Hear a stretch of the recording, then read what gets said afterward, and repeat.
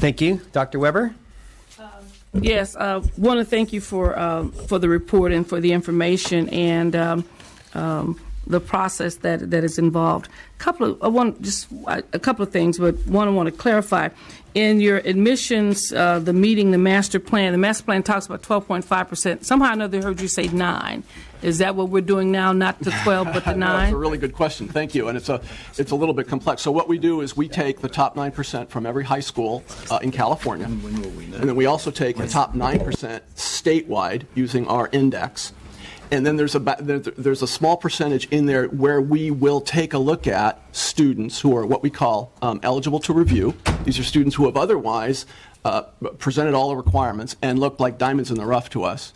And we give campuses an opportunity to select those students if, in fact, they meet the basic criteria but also show some other potential as well. So they're eligible, but it's a small percentage, and we give the campuses some flexibility. So when you add all that up, and I got statisticians that do it, it comes to about 12.5%. So So we're not taking the top 12% of the graduating class. We are taking the top 12.5% of the class. We're just we're doing it in three different ways. We're doing it in three different buckets. So the top 9% of high schools, top 9% statewide. And the reason top 9% statewide is you might be at a high school in which all of those kids, maybe the top 50%, are eligible for the University of California, not just the top 9%. So those kids would still be eligible. And then we have this ETR group who also have met the basic conditions, but who are, in effect, students that the campuses would like to enroll. Sounds like new math, but that's okay. I remember that experience. So that's difficult, I guess, for people to understand. One of the other things I know you talked about the bucket group and a couple of other things. One of the issues that has been raised, obviously, and we raised this with the the president at one point, is one of the issues is the grade point average of students who attend the University of California, as well as other issues, and the whole issue of weighted GPA. What would happen if we no longer had a weighted GPA but simply had a GPA? Well, we use all those GPAs in our comprehensive review. And in fact, our faculty group, Board of Admissions and Relations with Schools, has looked at that on occasion, and I believe maybe looking at that again next year in terms of what does a weighted GPA incentivize? It tries to incentivize students to take challenging courses. So we give a little bump to honors courses, for instance, in a high school. Why? Because, well, we want to encourage students to challenge themselves. Now, they have to challenge themselves and do well, right?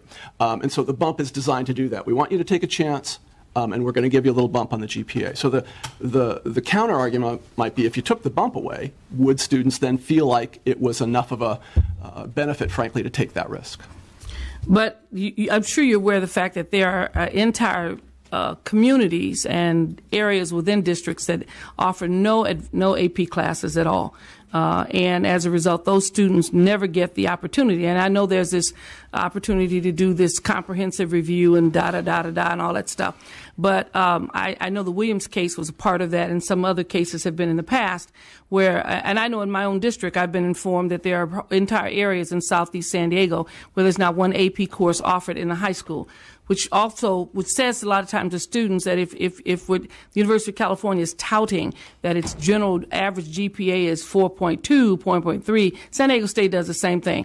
And yet a student, no matter how hard they try, will never get there because there are no AP classes in their school.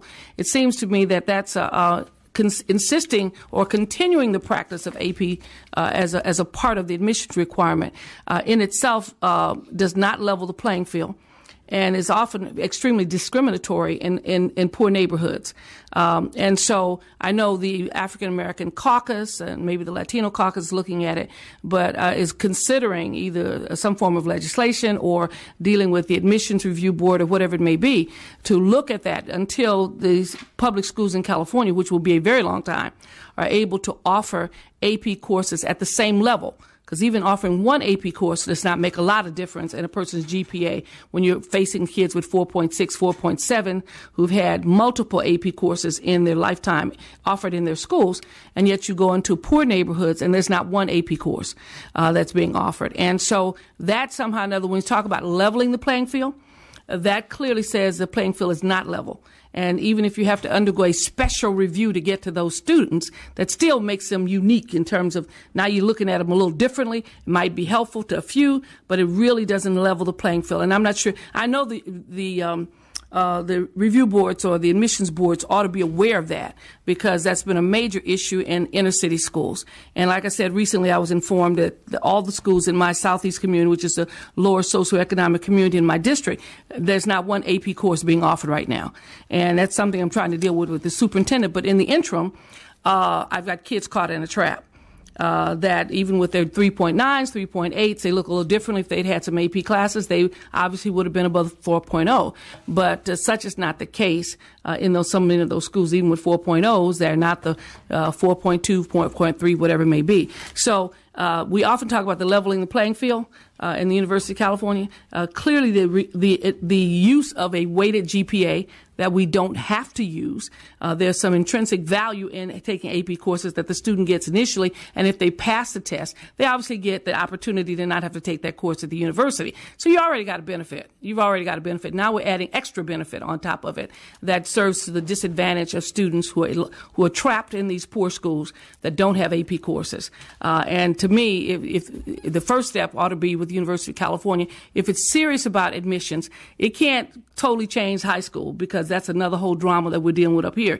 But we can at least level the playing field. And not having weighted GPAs is one of the first ways that we can do that. So I hope that you look at that very carefully, because even just pulling off applications and looking at them as a special review makes them now a special case. And, special cases always looked at to see if they can do extraordinary things. And yet, if 4.6 may not have done anything other extraordinary other than go to class and take tests and do well on SATs. So I'm hoping that you will convey that to your review board, that there's great concern about the weighted GPA. The other thing I look at is clearly there's a couple of things. One, the racial and ethnic identity of admitted classes is unchanged, yet the demographics of California is unchanged. So you've admitted that the high schools have changed dramatically. So the fact that our ratios haven't changed doesn't signal success. It almost signals failure, because we're going backwards, because the demographics have changed. California is not what it was many, many years ago. It also doesn't address the issue of whether or not we have tried to do some things to mitigate the impact of Prop 209, because if we look at certain numbers prior to 209, particularly in the African-American community, the numbers were very different. And not only at the undergraduate, but also at the professional school. So if we only look at the last 3 or 4 or 5 years, we kind of get a distorted view of the University of California, what it ought to be, what it could be, and obviously the devastating impact of Prop 209. One of the things I know that you mentioned, which I think is good, is that you look at and say, okay, what's the attractiveness of University of California and different ones compared to other places, and we admit more students here, and we give admissions letters to more students here, knowing that that all of them will probably try to come to UCLA, versus UC Merced would have an application of a lot of students, but only a few would choose. Not sure if you've actually looked at the admissions rate of African Americans who admitted to the University of California. And I imagine you've looked to see what the percentage are going and where they're going. Whether they're coming to the University of California or whether they are going to other institutions. One of the things that we discovered, obviously, in San Diego, and I think you'll probably discover it statewide, that there's a very strong effort to recruit very sharp and smart African Americans into HBCUs. My daughter got admitted to all of the UC campuses and chose to go to Xavier in New Orleans because of Xavier's record in medical school, which she's now practicing medicine, as well as the camaraderie and whatever else that happens in HBCUs. Plus, they offer them wonderful scholarships and admissions because they're very bright people. They're 4.4s, they're this, they're that, and SAT. So if we know this is true, then it seems to me we would increase the admissions of African-American students, knowing that a lot of those students are going to choose, because they have other options, Howard, Hampton, Spelman, Morehouse, that's kind of a given among those very bright students. that they're going to go to those HBCUs because the attraction is there. Sure. So it seems that we would admit more African Americans if we do like we normally do in the analysis. And I'm not sure if your folks have done that analysis to say what's happening. Reason why I had when my daughter many years ago applied to UC San Diego, they were hoping and she would come. And my friend who was director of admissions called me and says, "Oh, shoots, we lost another one to an HBCU." And I said, "But did you admit the one behind her who would have come?" And they go, "Well, no, we didn't." I said, "Well, it seems to me you need to adjust your numbers, particularly for African-American students who have other options. There are very few other ethnic groups who have that range of option that the HBCU provides for African-Americans in terms of other ethnic groups that are there. So the University of California may be the high point of their life, where many of our students is Morehouse and Spelman. That's the height of their life. Howard, the legacy of families to go to those institutions. And it seems that we would admit more African-Americans knowing that the admissions versus the attendance who actually show up rate is going to be a lot different. So I hope you'll look at that data. Well, we are. It's obviously of great concern to the president as well, who's also commissioned some research for us as well, interviewing families around the state, African American families around the state, about decision making, and I suspect that narrative is going to come out very strong. The difficulty, of course, that we face at the University of California is I don't know who's an African American and who isn't when we review the application. It's only afterwards that we realize, oh, that student went off to Spelman, because we check against the clearinghouse and that sort of thing. Campuses obviously are doing a lot more recruiting, a lot more intensive outreach in African American communities in order to raise the specter of the university and also to talk about the university in ways that are attractive to families. But we're going to learn something from that research. It may not be very flattering for the university, but it's the kind of research we're going to need to do, because we are losing a lot of African Americans. We know after the fact that they're deciding to go elsewhere, and we think, gosh, what aren't we doing? And we need more information. So that's what we're going after. You asked the question as to what other campuses they've applied to? Yes, we have looked at the HBCUs. Well, I was going to say, it's logical if they say I've applied to Howard.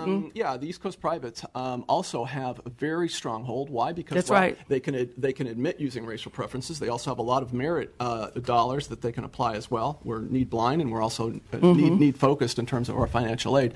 So there are some difficulties we face in that process. We've got to think of some other competitive strategies, though, in order to overcome that, because that's not going to change. We need to figure out how we make ourselves more attractive. Exactly. Is it a climate issue? Do we not have the kinds of things on our campuses that are attractive? What are we doing in our orientation? What are we doing in our recruitment that speak directly to families, African American families, and other underrepresented groups? You don't know when you're in the middle of it exactly whether you're doing it right or not, and so that's why this independent research, we hope, will reveal some of those insights. Okay. But I take your point completely. If I knew who they were in the application process, I would want to admit more in order to get more. Well, oftentimes you can often tell by one, where they're coming from admissions. Two, you can often tell by the name. Shanique was usually an African American. She's 209. I'm just saying, sometimes people know. Oftentimes, as I've seen in much research, we often know when we're getting ready to do hiring. Somehow or another, the bias is there. But I think it is important that. It's extremely important that we look at it, because, we are concerned that the numbers of African Americans in the University of California remain flat. Yes. And those of us, myself and others who worked at the university for 30, 40 years, know that there are certain things universities, and I hope your report, that we'll see the report, that universities can do that haven't done. One, to be more attractive.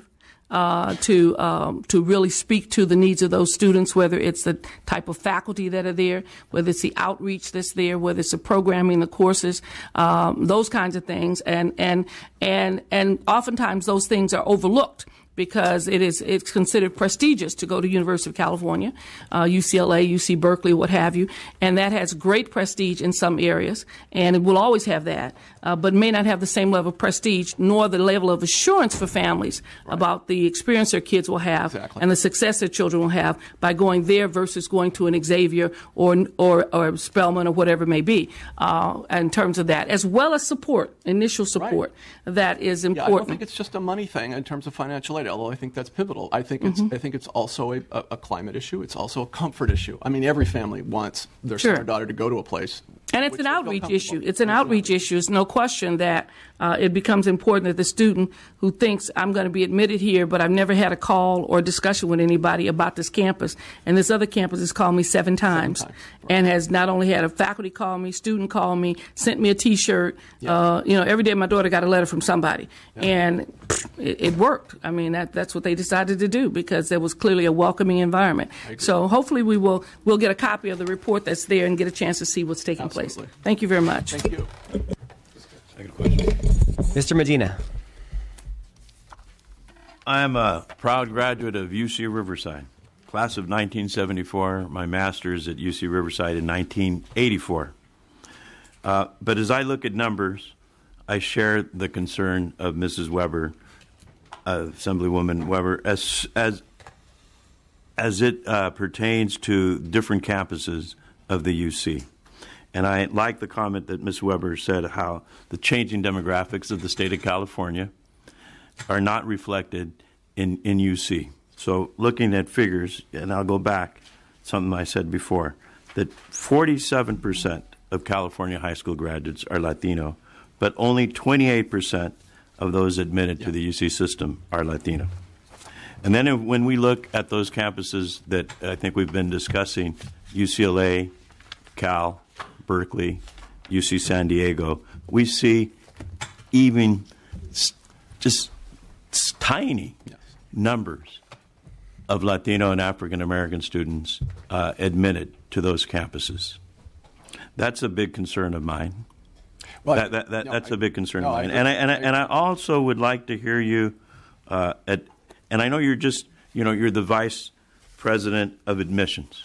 I'm not even that. I'm just the associate vice vice president of admissions. But I, as a representative of Riverside and Moreno Valley, the 61st Assembly District, and the chair of higher education, I'm concerned with the economic impact of turning away students in higher education will have on the economic well-being of the state of California in the future, and especially turning away African American and Latino students as we become more and more bigger part of the population. So I'm trying to tie all those things in together, and if you would please. Sure. No, you and me both. I couldn't agree more. I mean, one of the things that I was doing when I was at the College Board was talking around the country about what was already here in California. Other states talk about that coming demographic revolution. Well, guess what? It's here. So now I'm back at the University of California. One of the things I've been trying to do is working on the transfer part of that because there's a lot of diversity in there that we aren't tapping. But you're absolutely right. We're not tapping it at the freshman level either. Now our admit numbers, I think, are going up. We are struggling with African Americans very clearly. But what appears to be is we are getting the admit numbers up, but students are having more choices as well. Does that take the pressure off us? Not at all. The president is very, very concerned about this, and that's one of her initiatives as well. She really wants us to tap, for instance, in her transfer initiative, far more of that diversity, which a great deal of Latinos are in California's community colleges. We've got to do a lot better job of that. So, no, there's no argument at all. I'm not hearing anything about addressing the disparity between campuses. So please. Oh, forgive me. Yes, absolutely. So our campuses, in a large system, in a 9-campus system, we also have a process in which they are also very selective. So some campuses are insanely competitive at this point because there has been no growth, essentially, in California resident California resident enrollment. But the number of applications have increased. We have seen the competition levels go sky high. Now, one of the ways in which the faculty have tried to address that is through comprehensive review, saying, you know what, it's not just an SAT. You know what, it's not just a GPA. And it's not just a weighted GPA. It's a variety of these things. And so they are trying to select students throughout the bands, okay, so that we can create a more diverse population of students on our campuses. A couple of things I can say in favor. First of all, our low-income students have been growing steadily. The Pell-eligible students have been growing steadily. The number of students from low API high schools growing steadily. First-generation students growing steadily. So we're making some progress, but in terms of racial and ethnic enrollment growth, not as much as anyone would like to see. I've heard a suggestion, and I've read that other institutions have gone as far as getting rid of the SAT Yep. as a means of making decisions. I'm not sure which ones have. It's been in the news. I don't think the SATs are a problem. I think what we're struggling with here, because we have comprehensive review, we have holistic review, we can't select a student or dismiss a student on one item alone, like an SAT score. We can't look at that file and say, that's a pretty weak SAT score. That's just not part of the DNA of the university right now in selecting students. I don't know that that would be a quick fix, but reasonable men and women have differed on that, and some schools across the country have dropped the requirement for the SAT. And perhaps my last question to you. When can we in the legislature expect to see the data on enrollment for 2015? Well, when the classes start getting enrolled, which is very late in September, Berkeley and Merced have begun. We should be able to see data late in the fall quarter in terms of final numbers. We do a 3-week census, and then we do a later census into that term, so later in the fall. In the next couple of weeks, I'm going to have, and can certainly share with you, what we call our Statement of Intent to Register data. That's some indicator of how many are probably going to enroll. Folks don't really like the data because it changes day to day, because some kids decide to come and some don't. But we should have at least some preliminary estimates in a couple of weeks. Happy to share that with you as well. Thank you. Thank you. I have a follow-up question on this, and then Mr. Santiago has a few questions, and then I know we have another speaker as well. But just on the whole, the numbers of certainly Latino and African American students at the UC, they're very troubling, and frankly, they've been troubling for a decade or longer. So nothing really new there. As you alluded to, a decade ago, after the passage of Prop 209, trying to figure out what to do to make sure that our university system reflects California, one of the things we looked at was the eligibility local context, comprehensive review to focus on what legally we can do under 209. So I just don't understand how, if you look at a school that's 90% Latino, or let's just say it's somewhere in South LA, for example, not your area, but let's just say it's about 60-40, 60% Latino, 40% African American, and 9% of those students, the top 9% in that school, regardless of their SAT score, their GPA, they will be UC eligible. They will be guaranteed. Correct. And so, how are they not going to the UC? I mean, because it seems that if you look at all the California schools are so diverse. If you look just on the numbers of the population, you would think that the yield would be much greater if you just focus on 9% for all of these 1,000 high schools throughout California. So what am I missing here? Well, I don't know that you're missing anything really that pops out. It's a variety of things. We do guarantee admission to the students in the top 9% of high schools in California. I think it's a very important initiative. It means UC is essentially in every high school, and it's really important. We do make an offer to every student. Over 80% of the students who are in the top 9% program do go to the place that they said they would like to go. Mm-hmm. Now, there is a sizable number that are in the referral pool. And the referral pool is the place where we say, okay, you didn't get into the school that you wanted to get into, but we can make an offer to you for UC Merced, or if you're a transfer student, Merced, or UC Riverside. That may not be a very strong offer, frankly, because those aren't schools maybe that the student really wanted to go to initially. In addition, a lot of these students have other options. As I mentioned earlier, NACAC reports that almost a third of students are applying to 7 or more campuses around the country, and 2/3 are applying to at least 3 or more. So we're also dealing with some competition outside of the University of California as well. So I think there are a variety of factors, but we would like to see a greater yield as well. Are some going to the CSU? Sure, system? Absolutely, absolutely. When Assemblymember Weber was talking about where some of the African American students were going, a good number go to Cal State's rather than coming to the University of California. We want to know why. Cal State's a great institution. I graduated from there, Cal State Sacramento. But we're very competitive. We want those students. Mm-hmm. So we need to understand why, given the competition levels, what we're missing. Sure. And if you look at the high achieving African American students, as Dr. Weber alluded to, they have options with the HBCUs. What about the California Latino students? I don't know if there's a wholesale equivalent to that. There are a few university options. Oh, they're extraordinarily sought. Where are they going at? Where are they going? Well, we've seen some data go. It's Texas to Washington, but also the East Coast schools. I mean, the high flyers are extremely see. I don't want to run down East Coast schools, but they don't have the kind of diversity we have here in California, yet it's part of their mission. So they will send recruiters, and we've got a lot of recruiters in California going after these very, very talented students. So there's competition there as well.